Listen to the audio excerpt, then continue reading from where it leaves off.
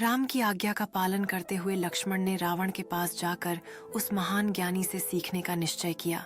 पहली मुलाकात में लक्ष्मण रावण के सिर के पास खड़े होकर उसे ज्ञान प्राप्त करने का प्रयास कर रहे थे। रावण अपने ज्ञान और अनुभव से पूर्ण लक्ष्मण के अहंकार को पहचानते हुए कोई उत्तर नहीं देते हैं।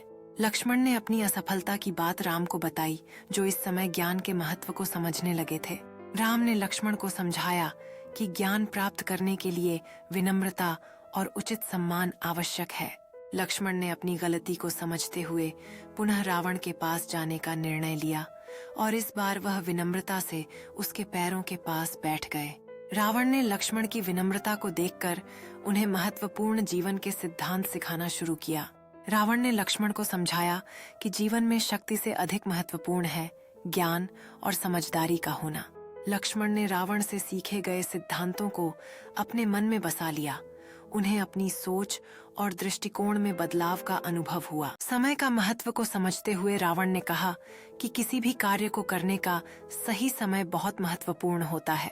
उसने अपनी जीवन की सबसे बड़ी गलती को याद करते हुए कहा कि जब राम और वानर सेना के साथ युद्ध का समय आया तब उसने सही निर्णय नहीं लिया। रावण ने आगे बताया कि शत्रु को कभी कमजोर नहीं समझना चाहिए, क्योंकि यही उसकी सबसे बड़ी भूल थी।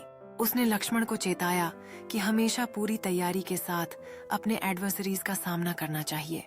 रावण ने यह भी कहा कि किसी भी व्यक्ति को विद्वानों का अपमान कभी नहीं करना चाहिए।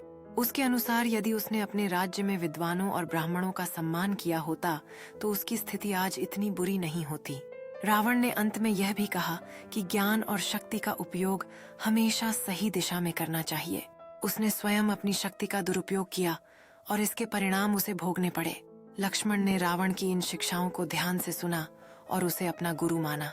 यह कथा यह संदेश देती है कि ज्ञान किसी भी व्यक्ति से प्राप्त किया जा सकता है, चाहे वह आपका शत्रु ही क्यों न हो।